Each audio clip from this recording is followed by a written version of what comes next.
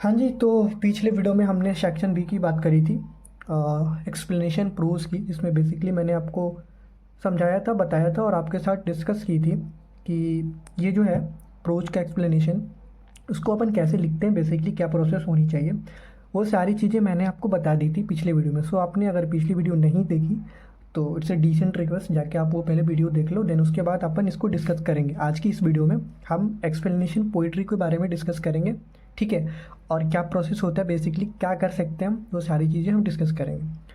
दूसरी चीज़ भाई, मैं ये एक चीज़ अनाउंस कर दूं कि मेरे पास डीएम आ रहे थे कि भैया आपका कोई यूट्यूब चैनल है, अगर वो आपका यूट्यूब चैनल है तो आप उसके ऊपर वीडियोस क्यों नहीं अपलोड करते हो। तो मेरी कोई यूट्यूब चैनल नहीं है भाइयों और बहनों, राइट। मेरी कोई यूट्यूब चैनल नहीं है, वो वीडियो टेलीग्राम के ऊपर अपलोड नहीं हो रही थी चैनल के अंदर। सो डैट्स वाई मुझे वो चीज़ें यूट्यूब पे जाके अपलोड करनी पड़ी, ताकि आप उसको देख पाओ, समझ पाओ और अपने एग्ज़ाम में अच्छे से लिख पाओ, राइट। बाकी मेरी कोई चैनल नहीं है, ना ही मैं इन फ्यूचर कोई चैनल बनाऊंगा से एजुकेशन रिलेटेड या किसी के रिलेटेड। वो मैंने जस्ट आपकी हेल्प के लिए, वीडियो को अपलोड करने के लिए मैंने वो बनाई थी, राइट। तो चलो आते हैं मेन टॉपिक के ऊपर एंड इसको देखते हैं बेसिकली कि इसको हम कैसे लिख सकते हैं, ठीक है।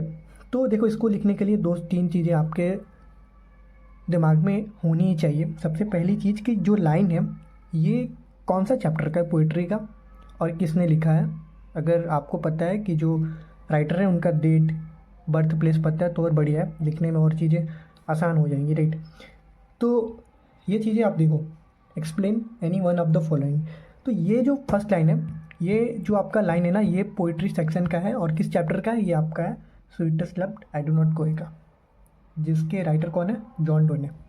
अब आप कहोगे भाई मैं कैसे मानूँ, लो भाई आप भी देख ही लो, मैंने इसलिए बुक रखा था यहाँ पे, आपका ही बुक है ना, देख लो, 12th का तो है, 10th का तो नहीं उठा लिया, 10th का भी पढ़ाता हूँ ना। चलो देखते हैं। तो ये जो लाइन है देख लो आप यहाँ पे, यस्टरडे नाइट, यस्टरडे मतलब होता है कल की रात, और यहाँ पे नाइट, यस्टरडे नाइट, मिल गया, कंफर्म है। चैप्टर भी देख लो भाई, बाद में कहोगे आप मैं कैसे मानूँ, तो फिर दिक्कत हो जाएगी, है ना। वीडियो ज़्यादा लंबी ना है, उसके भी हमें केयर करनी पड़ेगी, ज़्यादा लंबी हो जाएगी तो अपलोड करने में दिक्कत हो जाएगी, ओके। तो ये चीज़ लिखने से पहले हमें ये लाइन समझ में आनी चाहिए, और लाइन कब समझ में आएगी, जब हमने चैप्टर को पढ़ा होगा, पोइट्री के इस चैप्टर को पढ़ा होगा अच्छे से, तब समझ में आएगी। देखो मैं आपको चैप्टर नहीं पढ़ाऊँगा, लेकिन थोड़ी सी मैं आपको हिंदी बता देता हूँ, ठीक है। इस चैप्टर में थोड़ा सा ग्रामर लैक है, कहीं ऐसा आपको फील होगा कि थोड़ी बहुत ग्रामर मिस्टेक हुई है, हो सकता है उस टाइम में ग्रामर थोड़ा सा कम बेस पे चल रहा हो, राइट। खैर हमें क्या देखते हैं। देखो पहला लाइन ये लिखा हुआ है कि यस्टरडे नाइट मतलब होता है कल की रात, यस्टर नाइट यहाँ पे लिखा हुआ है बेसिकली, इसका मतलब होता है कल की रात। संडे जो यहाँ पे लिखा होता है इसको सन भी बोल सकते हो, सन मतलब सूरज, तो बताइए आपको। तो ये लाइन क्या कह रहा है कि यस्टर night the Sunday went hymns and yet here today. ये कह रहा है कि पिछली रात में सूरज उगा था, आज भी उगा है। मतलब यहाँ पे स्पीकर ये कह रहा है, पोइट ये कह रहा है, जिसने लिखी है, राइटर जो है, कि पिछली रात सूरज उगा था, आज भी उगा है, और आज आया है, कल भी आएगा। मतलब आया है और चला जाएगा, कल भी आया था, कल भी उगा था और आज भी उगा है। उसके बाद यहाँ पे देखो, मैं पूरी ये चैप्टर नहीं पढ़ा रहा हूँ, थोड़ी सी बता दूँ, हालांकि ये है नहीं क्वेश्चन में, बट देख लो। He had no desire nor sense nor help so sort a way. वो कह रहा है, स्पीकर इसमें कह रहा है कि उसका कोई लक्ष्य नहीं है, ना कोई उसका इच्छा है, उसका रास्ता बड़ा ही छोटा है, ये स्पीकर कह रहा है। बट क्वेश्चन में यही आपको एक्सप्लेन करना है, बस ये वाली लाइन को एक्सप्लेन करना है कि yesterday night the sun went hence and yet here is today. मतलब पिछली रात में सूरज उगा था, ठीक है, आज भी वो उगा है, और मतलब आज आया है, कल भी आएगा, ठीक है, कल भी गया था और आज आएगा, तो आज भी चला ही जाएगा। समझ में आ रहा है मैं क्या कह रहा हूँ, सिंपल समझो। राइटर कह रहा है कि पिछली रात में सूरज उगा था, पिछली रात में सूरज उगा था, आज भी वो उगा है, कल भी उगा था और वो आज भी उगा है, राइट। फिर उसके मतलब कहने का सेंस ये है कि आया और चला गया, कल भी उगा, कल भी सनसेट मतलब सनराइज हुआ, सनसेट हो गया, आया और चला गया, यही कह रहा है। किसको कह रहा है ये सारी लाइन, अपनी प्रेमिका को, ठीक है, अपने स्वीटी जो भी है यार, चैप्टर के अकॉर्डिंग अगर आपने पढ़ा होगा तो it is love I do not go. तो इस चैप्टर में वो पोएट जो है, जो राइटर है, वो अपनी प्रेमिका को ये सारी चीज़ें एग्जाम्पल के थ्रू बताता है, कहता है, अपने लव को बेसिकली वो एक्सप्रेस करता है, अपनी प्रेमिका कह लो या गर्लफ्रेंड कह लो, उनके सामने, राइट। तो भाई देखो, इसको लिखने के लिए मैंने पहले से लिख रखा है, क्योंकि मैं अभी लिखूंगा तो ये वीडियो और ज़्यादा लंबी हो जाएगी, दिक्कत होगी फिर इसको पोस्ट करने में, राइट। तो बेसिक ये कैमरा मैं ठीक कर लेता हूँ पहले। तो मैंने लिख रखा है, और हैंड राइटिंग आप इग्नोर करना, मैं आपको दिखा देता हूँ, समझा दूंगा। बेसिकली अगर लिखना और समझाना दोनों होता तो ये वीडियो बहुत लंबी हो जाती। तो देख लो, मैंने लिख के हैंड राइटिंग नोट करना, मैंने जल्दी जल्दी बस आपको समझाने के लिए लिखा है, कुछ मिस्टेक्स भी हो गए बीच में। तो बेसिकली आप इसको इग्नोर करना हैंड राइटिंग को। अब डीएम में आके सामने से कोई बोलेगा भैया आपकी हैंड राइटिंग जो है ना मेरे से अच्छी नहीं, हाँ भाई तेरी अच्छी है, तू ही खुश रह। चलो समझते हैं चीज़ों को। तो देखो, इसको लिखने के लिए मैं आपको थोड़ा छोटा सा ट्रिक बताता हूँ, स्टार्टिंग और एंडिंग दोनों में। स्टार्टिंग में क्या कि देखो, जो लाइन आया क्वेश्चन में यहाँ पे देखो, तो वो लाइन को मैंने यहाँ पे लिख दिया, यहाँ पे मैंने लिख दिया बेसिकली यस्टरडे द सन ने, पूरा लाइन लिख देना आप ऐसे कॉमा के अंदर में, ये दोनों जहाँ तक जाएगी लाइन। फिर उसके बाद आप लेना कि this line is an extract. Extract मतलब होता है लेना या लिया गया, उठाया गया। आप यहाँ पे टेकन भी लिख सकते हो, बट यहाँ पे एन मत लगाना, नहीं तो ग्रामर मिस्टेक हो जाएगी जब टेकन लिखना तो, ठीक है। तो this line is an extract और this line is taken from कौन सा पोएम भाई। अब जरूरी नहीं है कि यही वाली लाइन आ जाएगी, इसलिए यहाँ पे मैंने छोड़ दिया। तो जोन से भी पोएम होगी आपकी पोइट्री की, वो पोइट्री का नाम यहाँ पे लिख देना कि this line is an extract और टेकन फ्रॉम कौन सी, चाहे वो sweetest love I do not go हो या कोई भी पोइट्री की हो, आप यहाँ पे उस चैप्टर का नाम लिख देना। विच इज़ रिटन बाई, अब उसके राइटर कौन थे, जैसे अगर इसकी बात करूँ मैं ये वाली की, तो इसके कौन थे, जॉन डोने, तो यहाँ पे मैं जॉन डोने लिख दूँगा।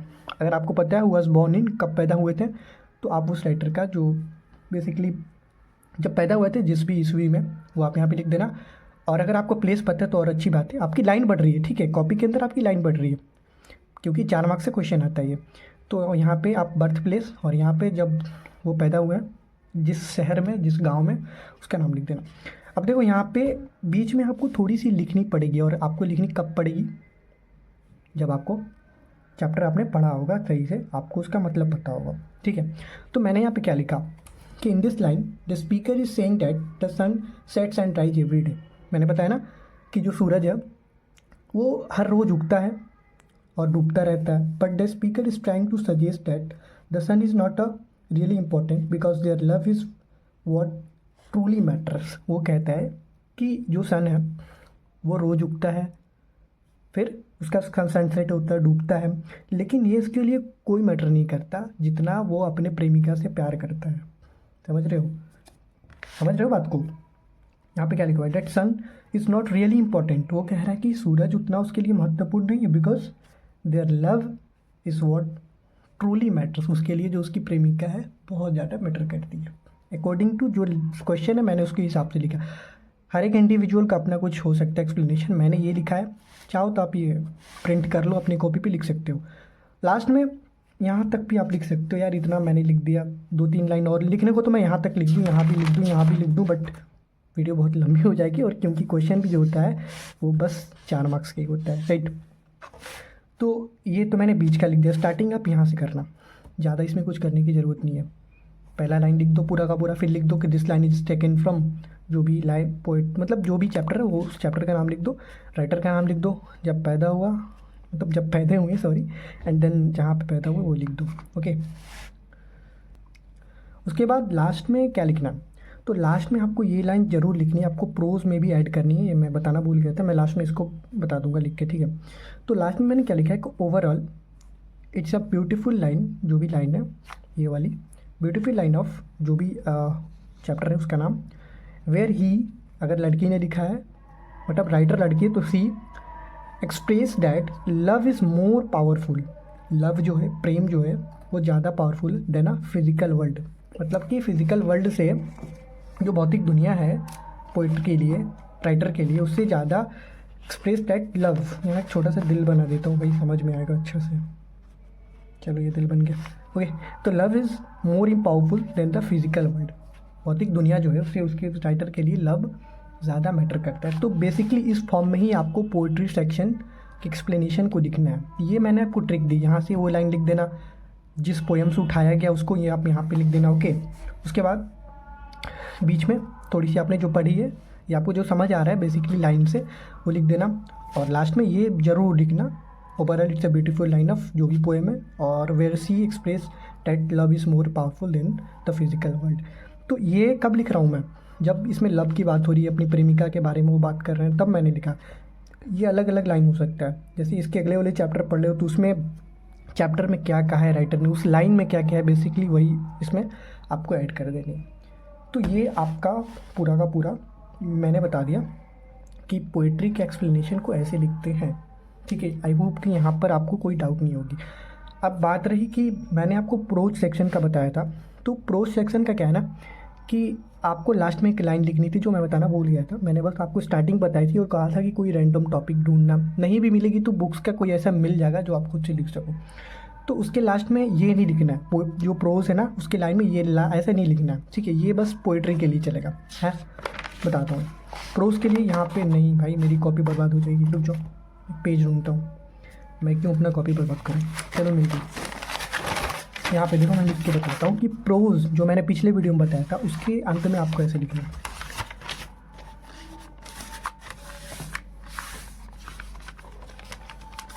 ठीक है। तो वो प्रोज के अंत में आपको यानी एंड में क्या लिखना है मैं आपको वो बता देता हूँ। देखो, अगर आपका एक्सप्लेनेशन प्रोज से क्वेश्चन आता है तो आप लास्ट में इस चीज़ को लिख सकते हो, ऐड कर सकते हो, but it would be better कि आप समरी के लास्ट में लिखो। जो समरी आती है ना एक्सप्लेनेशन प्रोज से, एक्सप्लेनेशन प्रोज नहीं सॉरी, जो समरी आती है आपको प्रोज सेक्शन से, उसके अगर एंड में आप इसको ऐड करते हो तो ये ज़्यादा बेटर होगा, राइट। बट एक्सप्लेनेशन जो क्वेश्चन आते हैं प्रोज सेक्शन से उसके एंड में भी आप कर सकते हो।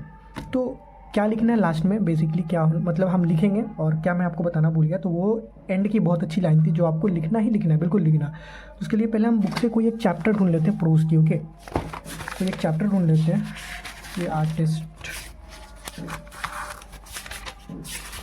चाइल्ड इज बॉर्न, चलो इसको ही देखते हैं, इसको ही देखते हैं, ठीक है। ए चाइल्ड इज़ बॉर्न, तो ए चाइल्ड इज़ बॉर्न जो है ये एक ऐसे है जो जर्मन ग्रीन, जिनका नाम है, ग्रीन मत कह देना, ग्रीन मतलब हरा होता है, तो जर्मन ग्रीन जी जो है उन्होंने लिखा है। और आपको पता होगा कि इस चैप्टर के अंदर में, इस एसे के अंदर में उन्होंने basically eastern and western cultures की बात करी है, ठीक है। जैसे अपने इंडिया के अंदर में जब एक बेबी का जब बॉर्न होता है तो एक छोटी जो एक्टिविटीज़ होती है ना, वो भी एक सेलिब्रेशन की तरह लगता है इंडिया के अंदर में। तो बेसिकली उन्होंने इंडियन कल्चर कह लो या फिर ये कह लो कि यार मतलब ईस्टर्न एंड वेस्टर्न कल्चर्स के बारे में अपने हिस्से में बहुत अच्छे से एक्सप्रेस किया, बताया है चीज़ों को, right.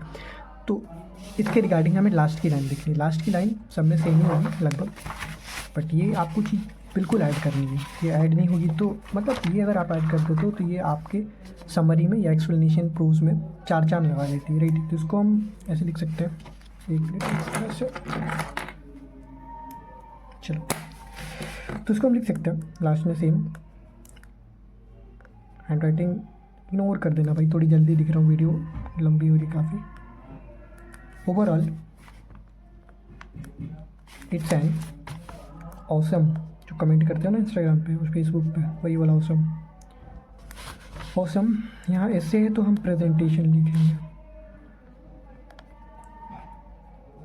Awesome presentation of German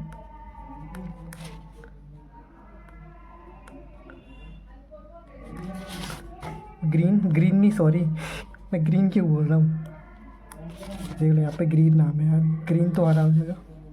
where लड़की है ना तो शी लगाएंगे भाई, लड़का होगा तो ही लगा देना यहाँ पे, वेयर शी, ये सारा आपको लिखना है, ये बिल्कुल डिट्टो यही लाइन लिखनी है आपको, लास्ट में बस चेंज कर देनी है, मैं बताऊँगा कहाँ पे चेंज करनी है।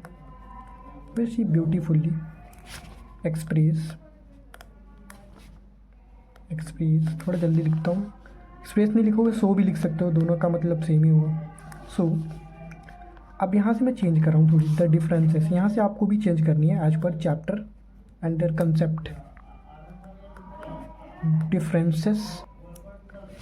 डिफरेंसेस बिटवीन, एक कॉल आ गया था मेरे पास, सो वीडियो को पॉज करनी पड़ी। Between eastern and western culture in her essay, right. तो उन्होंने अपने एसे के अंदर में ईस्टर्न और वेस्टर्न कल्चर के डिफरेंसेस को मेंशन किया है या फिर बहुत अच्छे तरीके से एक्सप्रेस किया है, तो यहाँ से आपको लाइन चेंज कर देनी है। वेयर शी अगर लड़का है तो ही, यहाँ से जो चैप्टर में आपने पढ़ा है यहाँ से ब्यूटीफुल्ली एक्सप्रेस, यहाँ से नहीं सॉरी यहाँ से सो तक लिख देना आप हर समरी के अंदर में, अगर वो प्रोज सेक्शन से हो तो या एक्सप्लेनेशन के अंदर। इसके बाद यहाँ से आप चेंज कर सकते हो, जैसे मैंने लिखा the differences between eastern and western culture in university. Okay, तो आई होप ये चीज़ आपको समझ में आई होंगे। सो मिलते हैं फिर।